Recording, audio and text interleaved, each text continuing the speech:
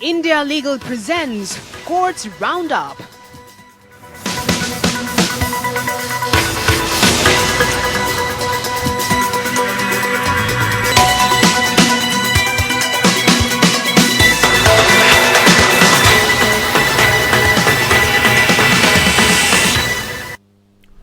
नमस्कार, मैं हूं आपके साथ पूजा कविया गोमा। कोर्ट्स राउंडअप में आप सभी का स्वागत है। इस बुलेटिन में अगले आधे घंटे हम आपको कोर्ट से जुड़ी तमाम छोटी बड़ी खबरों से रूबरू करवाएंगे। कोर्ट की कार्यवाही और सुप्रीम कोर्ट से लेकर हाई कोर्ट और लोअर कोर्ट तक के फैसलों को आपके सामने रखेंगे। आगे बढ़ने से पहले डाल लेते हैं एक नजर हेडलाइंस पर। सुप्रीम कोर्ट ने चुनाव आयुक्तों की नियुक्ति प्रक्रिया पारदर्शी बनाने पर केंद्र से मांगा जवाब। संविधान बने हुए 72 साल, लेकिन ईसी नियुक्ति पर नहीं बना कोई कानून। देश को मजबूत निष्पक्ष चुनाव आयुक्तों की है जरूरत। बिजली शुल्क नीति पर सुप्रीम कोर्ट ने सभी राज्य विद्युत नियामक आयोगों को दिए निर्देश। कहा 3 महीने में टैरिफ निर्धारण के लिए बनाए कानून, लाभ अंतिम उपभोक्ता तक पहुंचे।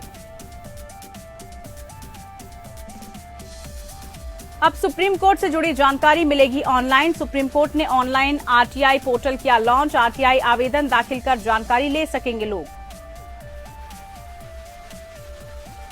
दिल्ली हाई कोर्ट में डीके शिव कुमार की याचिका पर ईडी ने कहा 2018 और 2020 के मामले में अलग अलग हैं आरोप। केवल ईसीएआई रजिस्ट्रेशन व्यक्ति को आरोपी नहीं बनाता। ईडी की जांच को शिव कुमार ने दी चुनौती।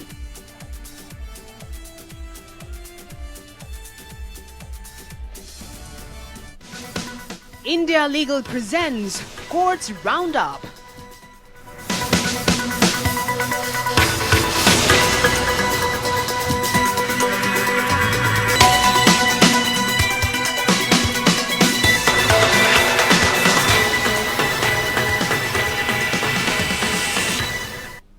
सुप्रीम कोर्ट ने मुख्य चुनाव आयुक्त की नियुक्ति प्रक्रिया को चुनौती देने वाली याचिका पर बुधवार को अहम सुनवाई की। इस दौरान सुप्रीम कोर्ट ने केंद्र सरकार के प्रति कड़ा रुख अपनाया। सुनवाई के दौरान जस्टिस के.एम. जोसेफ ने कहा कि चुनाव आयुक्त को प्रधानमंत्री के खिलाफ कोई कदम उठाना हो, लेकिन आयुक्त कमजोर होगा तो वो कोई कदम ही नहीं उठा पाएगा। सुप्रीम कोर्ट ने कहा 2004 के बाद से कोई भी मुख्य चुनाव आयुक्त 6 साल का कार्यकाल पूरा नहीं कर पाया। सुप्रीम कोर्ट ने कहा कि यूपीए के 10 साल के कार्यकाल में 6 मुख्य चुनाव आयुक्त बनाए गए, जबकि एनडीए के 8 साल के कार्यकाल में 8 मुख्य चुनाव आयुक्त बनाए गए हैं। संविधान नियुक्ति प्रक्रिया पर चुप है और इसका फायदा सरकारों ने उठाया है।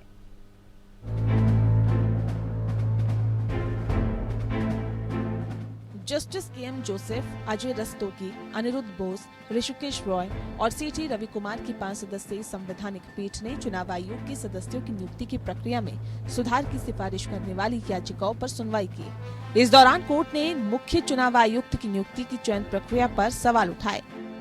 सुप्रीम कोर्ट ने कहा कि संविधान को अंगीकार हुए 72 साल हो गए, लेकिन चुनाव आयुक्तों की नियुक्ति के लिए कोई कानून नहीं है। अभी तक चुनाव आयुक्त की नियुक्ति के लिए कोई कानूनी प्रक्रिया नहीं है। हमारी नीति लोकतांत्रिक है और लोकतंत्र में चुनाव के जरिए सरकारें बदलती है। ऐसे में पारदर्शिता और शुद्धता गहराई से जुड़े हुए हैं और ये संविधान का मूल ढांचा है। सरकार बताए कि इस पर उसकी क्या राय है। सुनवाई के दौरान कोर्ट ने कहा कि मुख्य चुनाव आयुक्त को ऐसे चरित्र का होना चाहिए जो खुद पर बुलडोजर नहीं चलने देता। इस दौरान संवैधानिक पीठ ने पूर्व चुनाव आयुक्त दिवंगत टी.एन. शेषन का भी जिक्र किया। पीठ ने कहा कि टी.एन. शेषन जैसा व्यक्ति कभी कभी होता है। कोर्ट ने कहा कि आयुक्त को स्वतंत्र निष्पक्ष होना चाहिए। इसके लिए जरूरी है कि उसका चयन सिर्फ कैबिनेट की बजाय उससे कहीं ज्यादा बड़ी बॉडी की ओर से हो। राजनीतिक नेता बातें तो करते रहे हैं, पर जमीनी स्तर पर कुछ नहीं हुआ।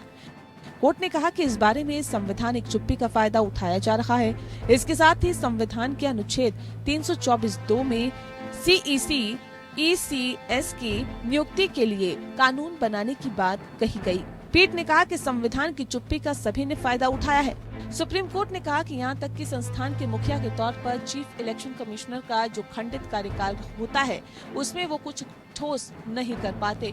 2004 के बाद मुख्य चुनाव आयुक्तों की लिस्ट देखी जाए तो ज्यादातर ऐसे हैं जिनके 2 साल से ज्यादा का कार्यकाल भी नहीं है।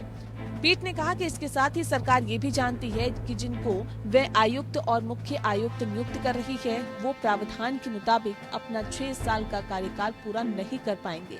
ऐसे में सीईसी स्वतंत्र रूप से काम नहीं कर पाते हैं। इस पर सरकार अपना रुख कोर्ट को बताए। जस्टिस जोसेफ ने कहा कि हम ये साफ देख सकते हैं कि यूपीए की सरकार रही हो या अभी की सरकार, यही हो रहा है और लगातार हो रहा है। सीईसी अपनी पूरी क्षमता से काम नहीं कर पा रहे हैं।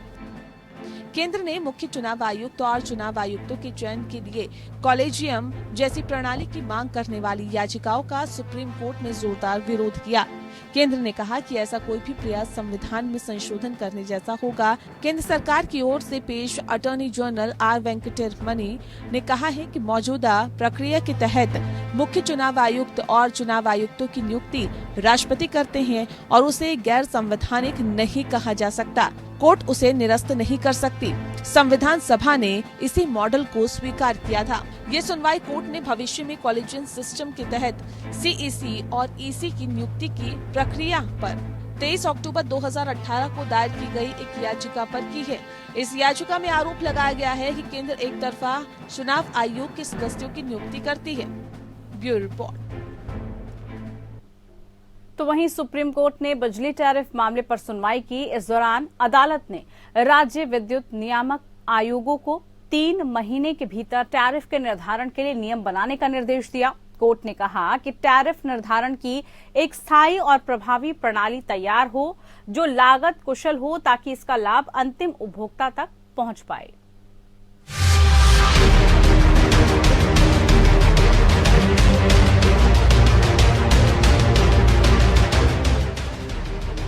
सुप्रीम कोर्ट ने बिजली टैरिफ मसले पर सुनवाई की।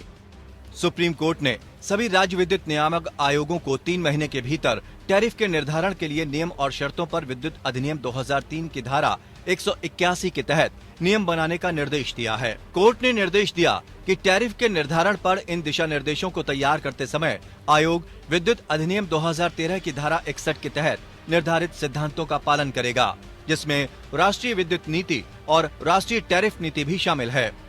जहां राज्य आयोगों ने पहले से ही इस तरह के नियमों को तैयार कर लिया है, उन्हें टैरिफ निर्धारित करने के तौर तरीकों को चुनने के लिए मानदंड के प्रावधानों को शामिल करने के लिए संशोधित किया जाएगा अगर वे शामिल नहीं हैं। Chief justice DY Chandrachud, justice AS Bopanna और जस्टिस JB पारदीवाला की पीठ ने निर्देश दिया कि आयोग को राज्य में सुप्रीम कोर्ट ने सभी राज्य विद्युत नियामक आयोगों को 3 महीने के भीतर टैरिफ के निर्धारण के लिए नियम और शर्तों पर विद्युत अधिनियम 2003 की धारा 181 के तहत नियम बनाने का निर्देश दिया। कोर्ट ने कहा कि विद्युत अधिनियम 2003 अंतर राज्य पारेषण प्रणाली को विनियमित करने के लिए पर्याप्त लचीलापन देता है और राज्य आयोगों के पास टैरिफ निर्धारित करने और विनियमित करने की शक्ति होती है। विद्युत अधिनियम टैरिफ निर्धारित करने के लिए एक प्रमुख विधि प्रदान नहीं करता। कोर्ट ने कहा कि ट्रांसमिशन यूटिलिटीज का एडहॉक कामकाज उनके कार्यों के अभ्यास को निर्देशित करने वाले नियमों में कमियों के कारण है। इसके चलते कोर्ट ने राज्य आयोगों को निर्देश जारी किए। धारा 63 बोली प्रक्रिया के माध्यम से टैरिफ के निर्धारण का प्रावधान करती है। अगर टैरिफ के माध्यम से टैरिफ पहले से ही निर्धारित किया गया है तो आयोग को ऐसे टैरिफ को अपनाना होगा। Chief justice DY Chandrachud, justice AS Bopanna और जस्टिस JB पारदीवाला की पीठ ने निर्देश दिया कि आयोग को राज्य में बिजली विनियमन के लिए एक स्थायी मॉडल को प्रभावी बनाने के लिए विद्युत अधिनियम के उद्देश्य का पालन करना चाहिए। नियामक आयोग इन विनियमों को बनाते समय राज्य की विशिष्ट आवश्यकताओं को भी ध्यान में रखेगा। कोर्ट ने कहा कि टैरिफ निर्धारण की एक स्थायी और प्रभावी प्रणाली तैयार हो जो लागत कुशल हो ताकि इसका लाभ अंतिम उपभोक्ता तक पहुँचे। पीठ Tata power transmission company limited बनाम महाराष्ट्र विद्युत नियामक आयोग मामले में अपना फैसला सुना रही थी। Bureau report. तो वहीं सुप्रीम कोर्ट ने अपने ऑनलाइन RTI पोर्टल को लॉन्च कर दिया है।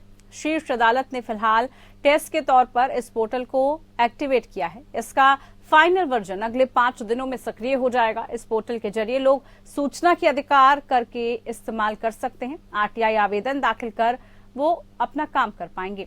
संस्थान के बारे में वो जानकारी हासिल कर पाएंगे। इसका इस्तेमाल केवल भारतीय नागरिक ही RTI फाइल करने के लिए कर सकते हैं। इसके लिए निर्धारित शुल्क भी लगेगा।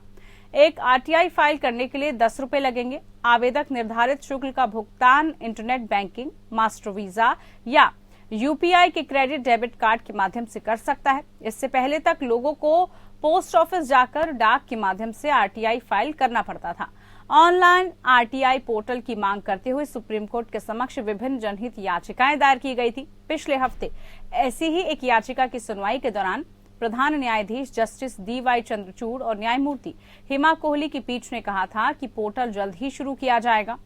शीर्ष अदालत कानून के छात्रों आकृति अग्रवाल और लक्ष्य पुरोहित द्वारा दायर एक याचिका पर सुनवाई कर रही थी।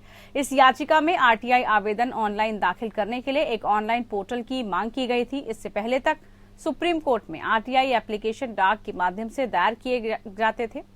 जनहित याचिका में कहा गया था कि ई समिति ने पहले से ही याचिकाओं की ई फाइलिंग के लिए एक पोर्टल का व्यवस्था का प्रदान किया है, लेकिन जब आरटीआई एप्लीकेशंस की ई फाइलिंग की बात आती है तो वो वही सुविधा प्रदान नहीं करती है।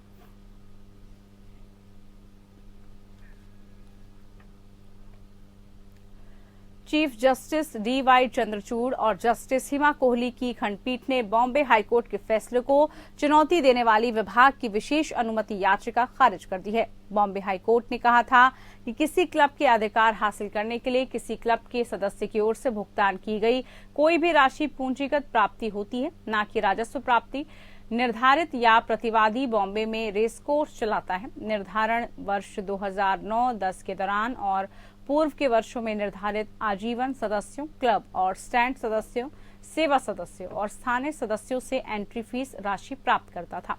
ये पाया गया था कि निर्धारित ने सामान्य रिजर्व में एक राशि जमा की थी और उसे पूंजी प्राप्त होने का दावा करते हुए टैक्स के लिए पेश नहीं किया गया था। निर्धारण अधिकारी ने इसे अस्वीकार कर दिया और राजस्व प्राप्तियों के रूप में आय के शीर्ष में जोड़ दिया। विभाग ने इस आदेश को आरटीए के समक्ष चुनौती दी। विभाग ने आगे बॉम्बे हाईकोर्ट में अपील की। अदालत ने विभाग की अपील को खारिज कर दिया।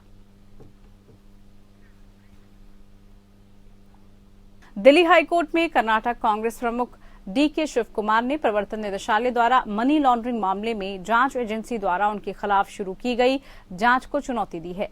याचिका खारिज करने की मांग करते हुए ईडी ने अपने जवाबी हलफनामे में कहा कि याचिका समय से पहले है और समन के स्तर पर अनुच्छेद 226 के तहत वारंट हस्तक्षेप के लिए कांग्रेस नेता के किसी भी मौलिक अधिकार का उल्लंघन नहीं किया गया है। ईडी ने कहा, पूर्ण और प्रभावी जांच के उद्देश्य से प्रवर्तन अधिकारियों को प्रदत्त शक्तियों में किसी भी व्यक्ति को बुलाने और जांच करने की शक्ति शामिल है। कानून घोषित करता है कि ऐसा प्रत्येक व्यक्ति जिसे सच्चाई बताने के लिए बुलाया जाता है, ऐसी जांच प्रक्रिया के समय समन किया गया व्यक्ति आरोपी नहीं है। केवल फाइल नंबर देकर ECIR की रिकॉर्डिंग किसी व्यक्ति को आरोपी नहीं बनाती। शिव कुमार ने ईडी द्वारा साल 2020 में शुरू की गई कार्रवाई को चुनौती दी। उन्होंने ये तर्क दिया कि एजेंसी उसी अपराध की फिर से जांच कर रही है जिसकी उसने 2018 में दर्ज पिछले मामले में जांच की गई थी। उनकी प्रार्थना है कि पूरे जांच के साथ साथ 2020 के मामले में समन जारी करने समेत जारी जांच रद्द की जाए। 22 नवंबर के जवाब में ईडी ने प्रस्तुत किया कि दोनों ECIR दो अलग अलग अनुसूचित अपराधों और तथ्यों के अलग अलग सेट से संबंधित है। तथ्यों के कुछ ओवरलैपिंग के साथ इसे फिर से जांच के रूप में नहीं किया जा सकता। एजेंसी ने आगे प्रस्तुत किया कि दोनों मामलों में शामिल अपराध की आय की मात्रा और लगाए गए आरोप अलग अलग हैं। ईडी ने कहा कि पहला मामला आयकर विभाग की शिकायत के आधार पर दर्ज किया गया है, जबकि दूसरा ECIR आय से अधिक संपत्ति से संबंधित है। CBI द्वारा प्रारंभिक जांच के बाद शुरू की गई है। ईडी ने तर्क दिया, दोनों मामले अपराध की आय के उत्पादन के विभिन्न तरीकों को दर्शाते हैं और शिव कुमार ये दावा नहीं कर सकते कि उन्हें पहले से ही एक की ही अपराध की जांच की जा चुकी है।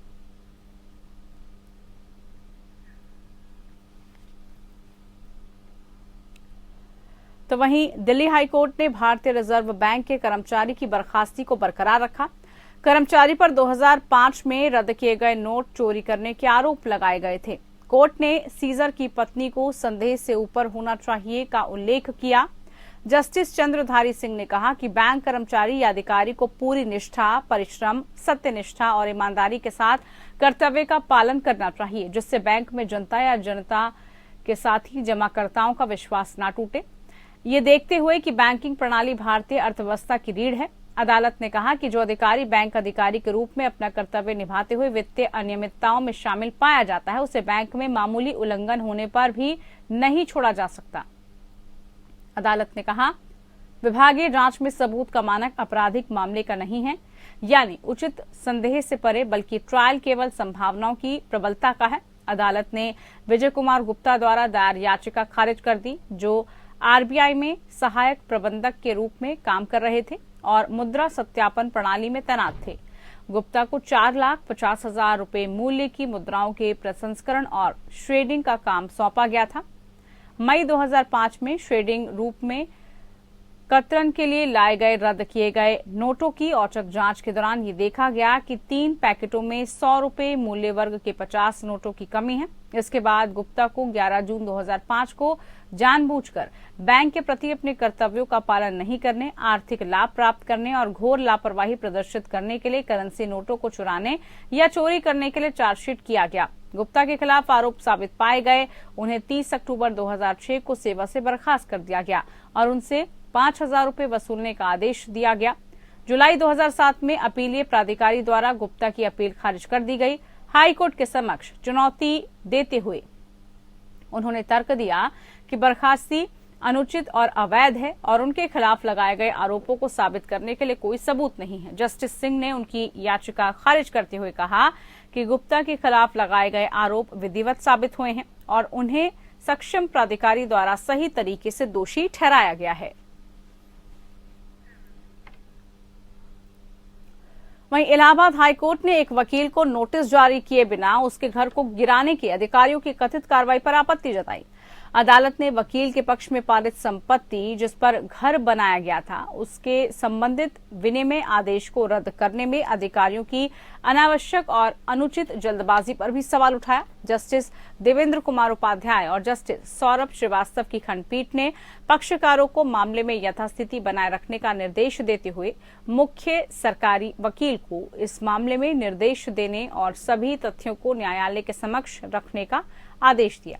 कोर्ट अनिवार्य रूप से जिला बार एसोसिएशन अमेठी द्वारा अपने महासचिव उमाशंकर के माध्यम से दायर एक जनहित याचिका पर सुनवाई कर रहा था, जिसमें जिला प्रशासन, नगर पालिका परिषद और पुलिस प्रशासन गौरीगंज अमेठी के प्रशासन द्वारा बार एसोसिएशन के सदस्यों के खिलाफ विभिन्न आरोप लगाए गए थे। भारी मशीनरी का उपयोग करके उमाशंकर मिश्रा के स्वामित्व वाले घर को गिराने पर स्थानीय अधिकारियों के कृत्य पर जोर दिया गया था। 16 मई 2015 को पारित एक आदेश के माध्यम से प्रश्न में संपत्ति मिश्रा को उनकी भूमि के बदले में दी गई थी। ये विनिमय वैधानिक रूप से यूपी जमींदारी उन्मूलन और भूमि सुधार अधिनियम की धारा 161 के तहत हुआ था, वो भी न्यायालय द्वारा पारित आदेश के तहत। हालांकि उसके बाद एक उमेश प्रताप सिंह ने अनुविभागीय अधिकारी गौरीगंज को पत्र लिखकर कहा कि भूमि का आदान प्रदान गलत तरीके से किया गया था। इस पत्र पर कार्रवाई करते हुए संबंधित अधिकारी ने तहसीलदार गौरीगंज को जांच कर रिपोर्ट देने के लिए कहा।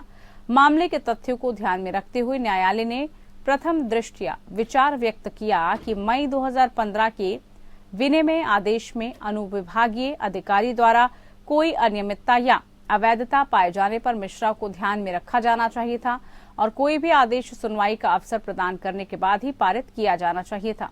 कोर्ट ने आगे कहा कि यूपी जेडे और एलआर अधिनियम के प्रावधानों के तहत ऐसा कोई प्रावधान नहीं है जो उप मंडल अधिकारी को उनके द्वारा पारित अंतिम आदेश के संबंध में स्वप्रेरणा से समीक्षा याचिका दर्ज करने का अधिकार देता हो।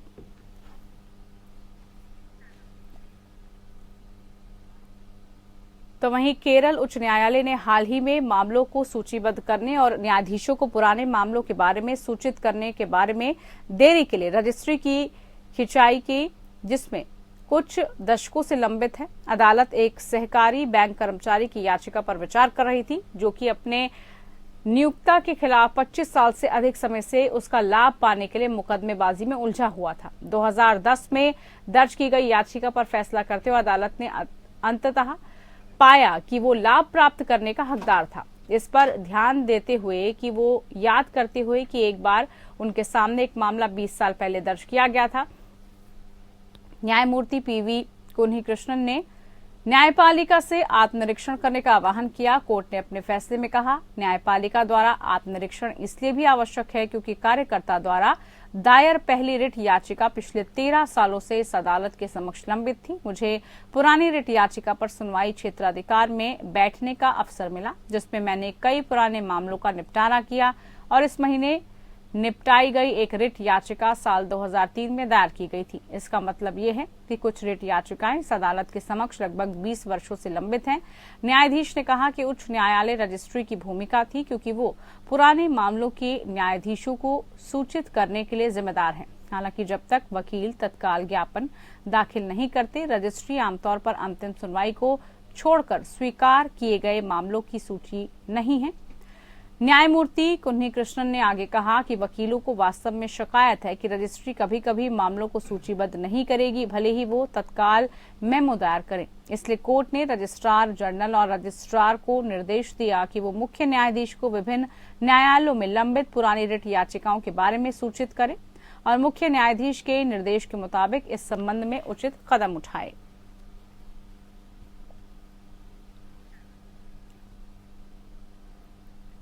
तो वहीं प्रधान न्यायाधीश DY चंद्रचूड़ ने बुधवार को कहा कि अगले सप्ताह से सुप्रीम कोर्ट में 4 विशेष बेंच बैठेंगे। ये 4 बेंच जिन मामलों को निपटाएंगे वो हैं आपराधिक अपील, भूमि अधिग्रहण मामले, मोटर दुर्घटना दावा न्यायाधिकरण मामले, प्रत्यक्ष और अप्रत्यक्ष कर। CJI चंद्रचूड़ ने ये भी बताया कि न्यायमूर्ति सूर्यकांत भूमि अधिग्रहण मामलों से निपटने वाली पीठ का नेतृत्व करेंगे। बेंचों की विस्तृत संरचना अभी ज्ञात नहीं है। प्रत्यक्ष और अप्रत्यक्ष करों से संबंध में CJI ने मंगलवार को पहले ही कहा था कि एक विशेष पीठ होगी। उन्होंने कहा था कि अगले हफ्ते से बुधवार और गुरुवार को एक विशेष पीठ होगी जो प्रत्यक्ष और अप्रत्यक्ष बिक्री कर मामलों से पूरी तरह निपटेगी। पिछले साल अक्टूबर में न्यायमूर्ति चंद्रचूड़ ने कर कानून फर्म लक्ष्मीकुरन और श्रीधरन के संस्थापक भागीदार V लक्ष्मीकुरान की सराहना की थी, जब बाद में सुझाव दिया गया था कि एक कर पीठ का गठन शीर्ष अदालत के समक्ष लंबित कर मामलों को आसान बनाने में एक लंबा रास्ता तय करेगा। उस समय के तीसरे सबसे वरिष्ठतम न्यायाधीश न्यायमूर्ति चंद्रचूड़ ने कहा था, ये एक उत्कृष्ट सुझाव है। मैं आज माननीय मुख्य न्यायाधीश के समक्ष इसका उल्लेख करूंगा। जस्टिस NV रमन्ना तब CJI के रूप में कार्यरत थे।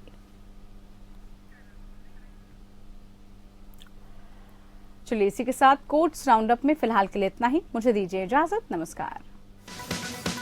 India Legal presents Courts Roundup.